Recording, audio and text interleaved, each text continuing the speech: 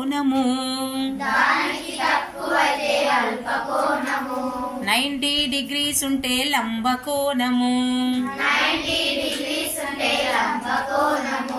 దానికి తక్కువైతే అల్ప కోణము 90 degrees ఉంటే లంబ కోణము దానికి ఎక్కువైతే అధిక కోణము ఏ కోణమైనా ఒక శీర్షం ఉండాలి ఏ కోణమైనా రెండు కిరణాలుండాలి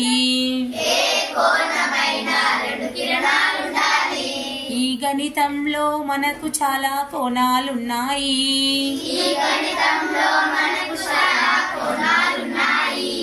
కోణం లేనిదే చతురస్రం లేదు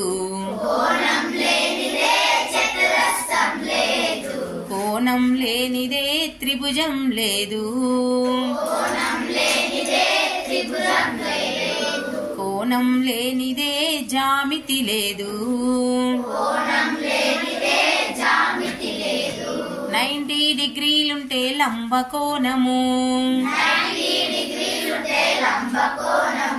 దానికి తక్కువైతే అల్ప కోణము 90 డిగ్రీలుంటే లంబ కోణము